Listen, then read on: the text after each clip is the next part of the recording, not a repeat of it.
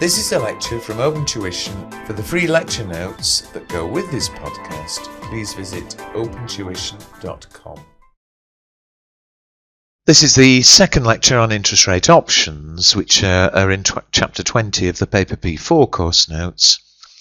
In the first lecture, I explained what the options actually were, that they're options to deal in futures, and we looked at the headings on the table when we work out the premiums. However, now we're going to look at a full example and show how everything fits together. I'll do it step by step. And the example, it's example 6 on page 122 of the course notes. So have a look with me. Agni intends to borrow 5.6 million for 8 months starting in September, and she wishes to protect herself against LIBOR rising above 5.75%. LIBOR is currently 5%. Agni can borrow at 6.4. It's now the 13th of August, and there are options available, and we've got the table there. And I've also given you the futures prices, because remember, options are the right to trade in futures. So, and I've written the table up there, then I don't have to write it up again. Anyway, let's have a go. Today is the 13th of August.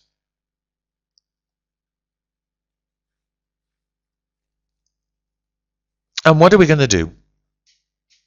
She wants to borrow money starting in September. And if we're using options, then what we're going to do is just leave the loan at risk. We'll take the loan as and when we need to in September. So leave the loan at risk.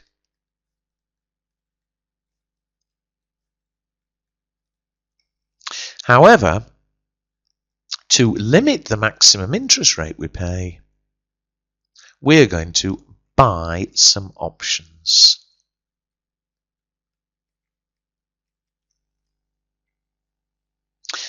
Now then, we've got the table there, so what options are we going to buy?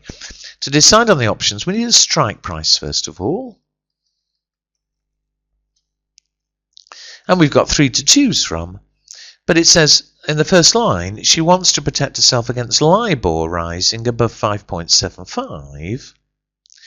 Well, futures prices move with LIBOR. The equivalent futures price to 5.75% is 100 minus that, which is 94.25. So although we had a choice of 3, 94.5 incidentally would be 5.5%. 94.75 would be 5.25%. But we're going to go for 94.25. We also need to decide whether it's going to be a put or a call. Well, I went through in the last lecture. If you're borrowing money, you always want the right to sell futures. We'll go for a put option. And I will write down again, it's always put if you're borrowing money.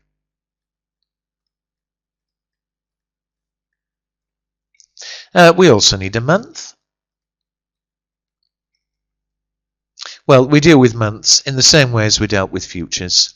So since the loan starts in September, you want the first future finishing after the start of the loan.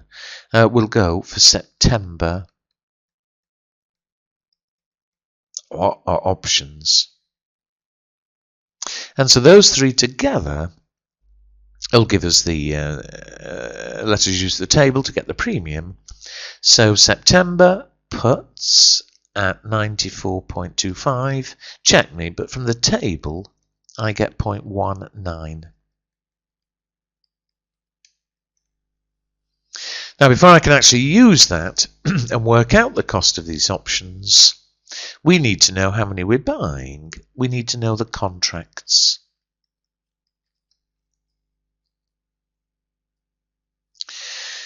Well, the amount she's borrowing is 5.6 million. So ideally, we want to hedge the risk on 5.6 million, the amount of the loan. However, I keep saying over and over again that the option we're buying is the right to deal in futures. And remember, whenever we deal in futures, any profit or loss is always effectively worked out for 3 months. They're always 3-month futures. And so, to make it balance, if that's the right word, we always multiply by the length of the loan, which here is 8 months, over 3. It's for exactly the same reason as we did it with futures. It's length of loan, in months obviously, divided by 3. It's always 3 because the 3-month futures. It may not say so here, but they always are. So that's the amount that we would like the options on. However, it's got to be in fixed size contracts. Here, what are they? It's above the table, 500,000. The contract size.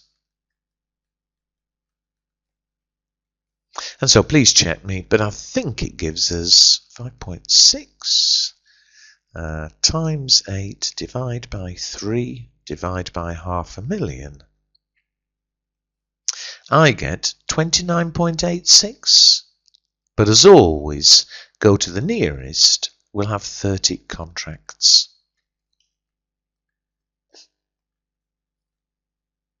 And so what we're going to do is buy 30 put option contracts. Put option, I beg your pardon, September contracts.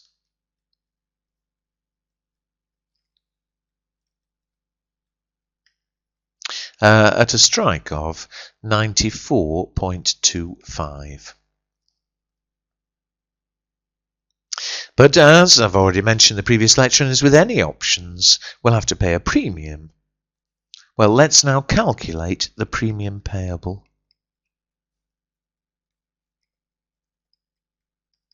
And watch me carefully. To calculate the premium, we take the number of contracts, 30. We multiply by the contract size, which is, what was it, 500,000?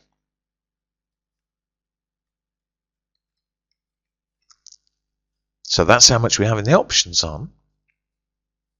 And we then multiply by the premium, but this is the bit to watch carefully. We got a premium of 0.19, but you'll see at the top it says points of 100%. So in fact, it's 0.19%. Divide by 100 to be a percent. So 0.19 of a percent.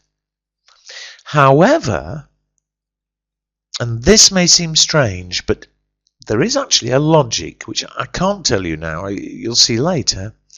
But in fact, we always, a bit like futures, instead of dividing by 100, we divide by 400. Now, it may seem odd, but it's actually quite easy to remember. It's always 400.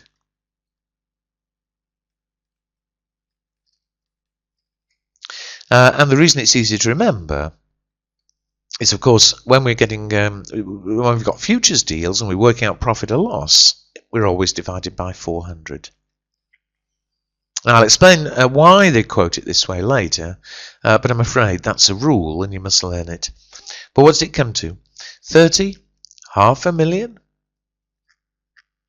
0.19, divide by 400, I get 7125.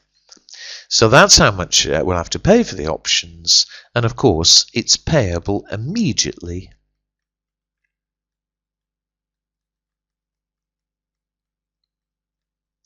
Which in our example is 13th of August.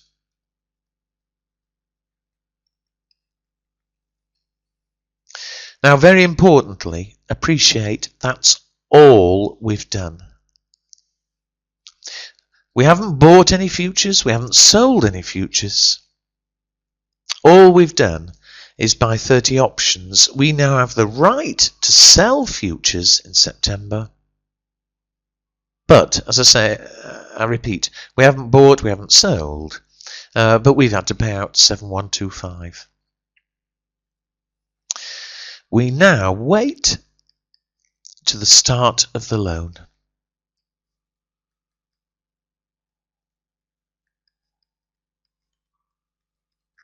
And the start of the loan is when? September. In fact, I do beg your pardon, if you look at part B, it says show the outcome if the loan is negotiated on the 18th of September.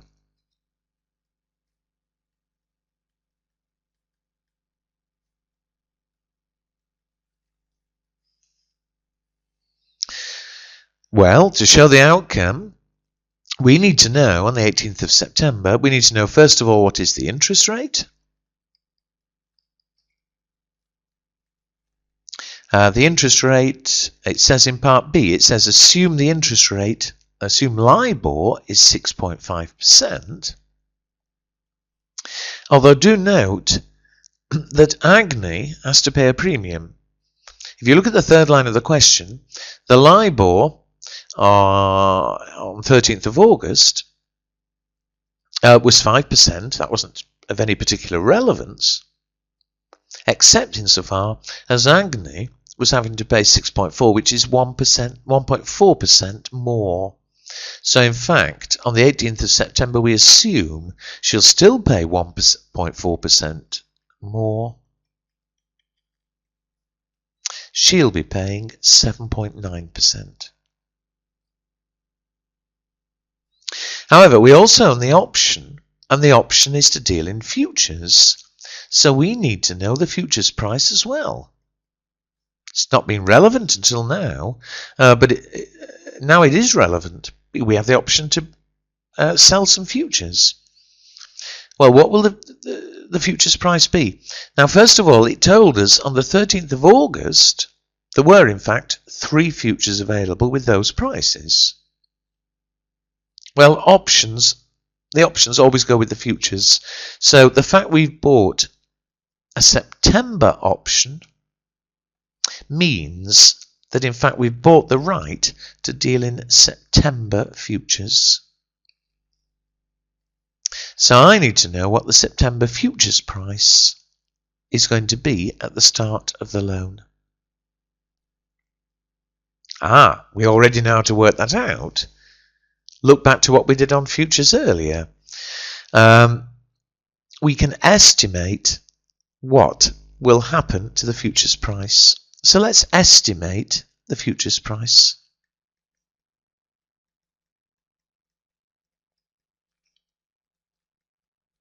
And the way we can estimate is we know what the price was on the 13th of August.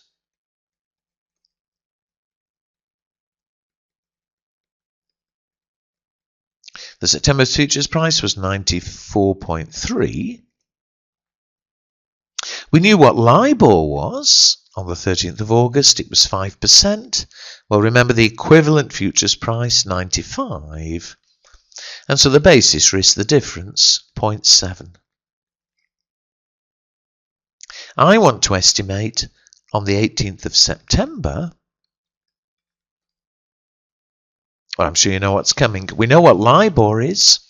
LIBOR is 6.5%, which quoted like a future is 93.5. And if we can estimate the basis risk, the difference, we can estimate the futures price. And as always, we'll assume the difference falls linearly to 0. Over the life of the future, September futures finish at the end of September. Well, if it was beginning and end of months, count months, but here it's days. So how many days? From the 13th of August to the end of September. August has 30 days, so there's 17 days left in August. There's 30 in September, so 47 days. On the 18th of September, there'll be only 12 days to go. And so it'll be 12 divided by 47 times 0.7. The difference on the 18th will be, I get 0.18.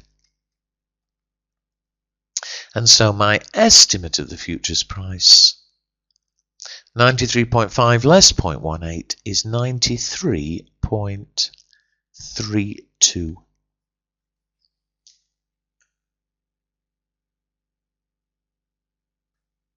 $93.32. And now we can show what happens on the 18th of September. And watch carefully. On the 18th of September,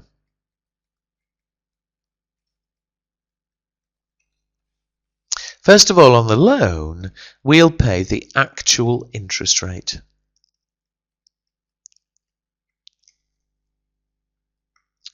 So how much was she borrowing? It was 5.6 million. She actually pays, where were we? Although LIBOR was 6.5%, she pays 1.4% more. She pays 7.9%. But also, remember, the loan is for 8 months. And so at 7.9% a year, she'll pay 8/12. And so the total interest payable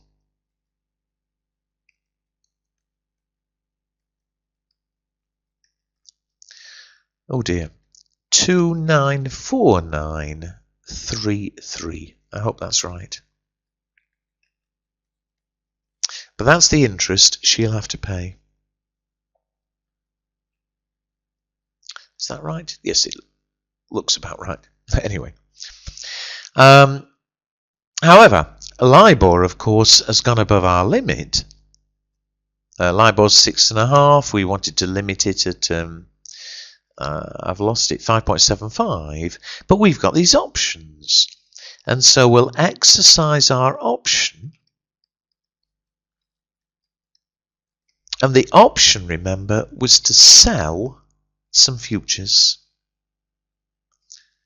Well, we didn't have any futures, but we're going to sell them at the fixed price, but we'll buy them today at whatever today's price is. Let me show you. The options.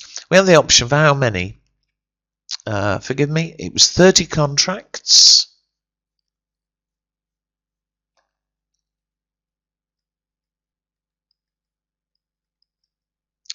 Each contract was $500,000.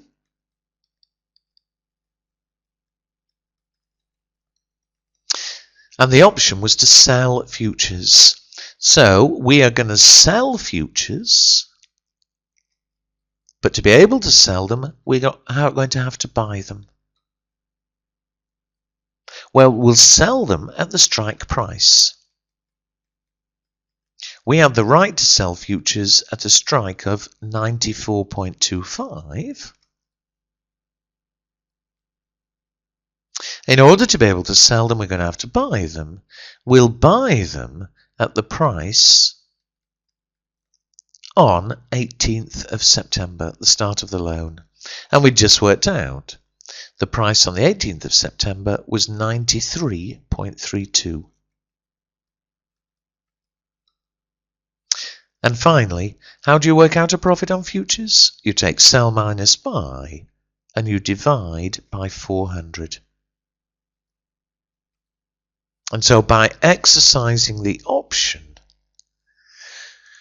the profit on the futures, 94.25 minus 93.32, divide by 400 times $500,000 times 30. We'll make a profit, a receipt of 34,875.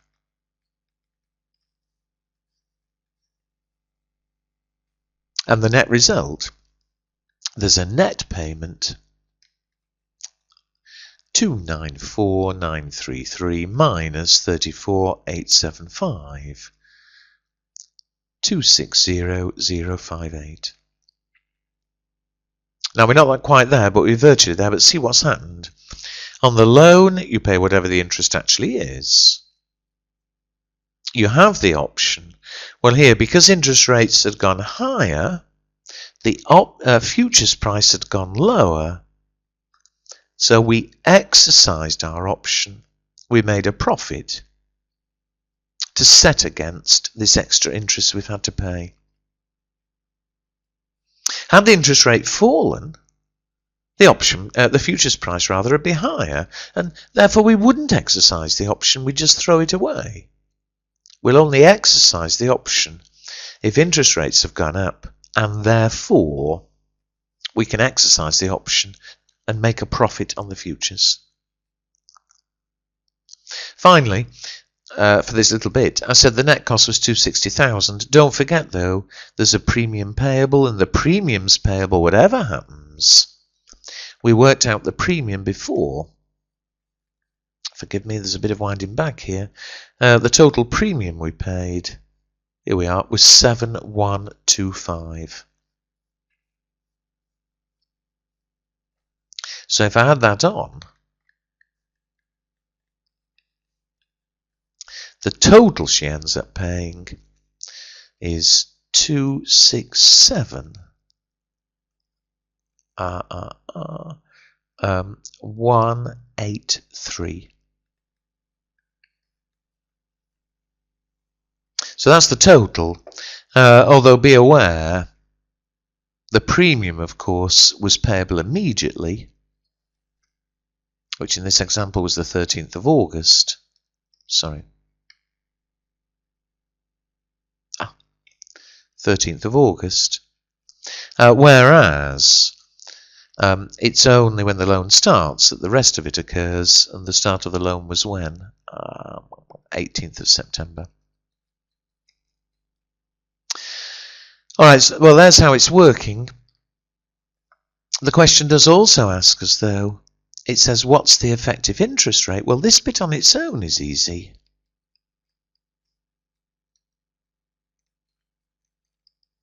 In that the total she's ended up paying is 267,183. It was on a loan of 5.6 million. The loan, though, remember, was for 8 months. To turn it into a yearly rate, gross up 12 over 8, and I get effective rate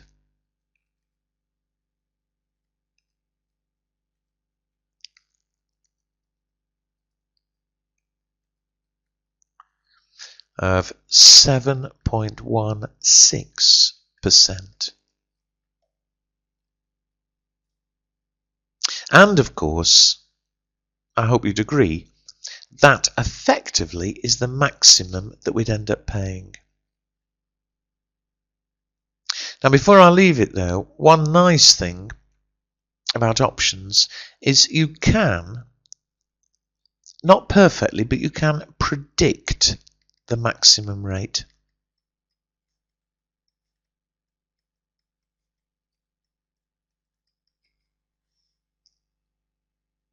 And the way you do it is this. First of all, the main way we were fixing a maximum was using the strike. We used a strike of 94.25, and that, in theory, fixes a maximum of 5.75%. However, Agni knew from the very beginning she was going to have to pay a premium. Currently 5, she borrows at 6.4, she's paying a premium of 1.4%. However, on top of that, remember that whether you use it or you don't use it, you're going to have to pay a premium for the option.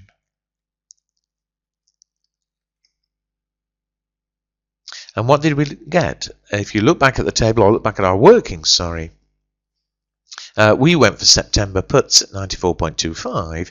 From the table, the premium was 0.19. That's quoted as a percent. And now perhaps you see why, although they only work it out as a quarter, they quote it as a yearly premium. Because if I add the three together,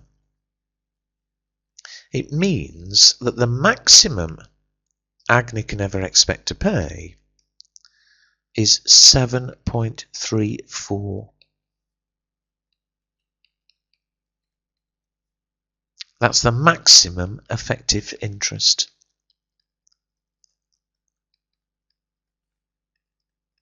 Now, in fact, it's the theoretical maximum. Because, of course, there's basis risk, things don't work perfectly. In our particular example, in fact, she only ended up paying 7.16. But theoretically, the maximum she'd ever pay is 7.34. But remember that the premium of 0.19% is payable whatever happens. And that can be useful, because if you look back at the table, we could have gone for a strike of 94.5, but what would have happened then? If we'd have gone for a strike of 94.5, well, the strike itself would in theory be limiting us to 5.5%. Agni has to pay the premium, her premium of 1.4. And given it was a September put, the cost of the option premium, 0.21. The maximum in that case, theoretically, would be 6.9, 7.11%. But of course, although that would give you a lower maximum, so let's just put them side by side. We looked at 94.25, 94.5. The theoretical maximum, or the cap, would be 7.34% or 7.11%. But remember, the premium's payable whatever happens. And so in the first case, the premium was 0.19. If you want to set a lower maximum, a lower cap, hardly surprisingly, the premium is higher. And so there's no best, you know. It's like anything. We can be better off. Sorry, I'm not explaining this very well. We can set a lower maximum, but you'll pay more for it. And of course, if interest rates fall, you won't use your option, and the premium, in a sense, is wasted.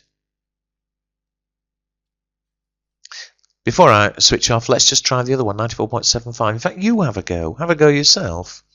What would be the theoretical maximum, and how much would you have to pay by way of premium? Hopefully you've done it. I'll check it. The premium for a September put, it'd be more expensive at 0.48, and remember that may be wasted, but what limit would it put on us? 94.75 is equivalent to 5.25%. Agnes premium is 1.4. The premium for the option is 0.48. That would give us a theoretical maximum of 7.13. Now of course that's not very logical. In real life that wouldn't actually happen, because surely you'd be rather stupid to pay a higher premium and yet to accept a higher maximum. So there's no way, I mean, if that did happen, there's no way you'd go for that strike. But between those two, in a sense, you get what you pay for, but you can't say which is better of the two.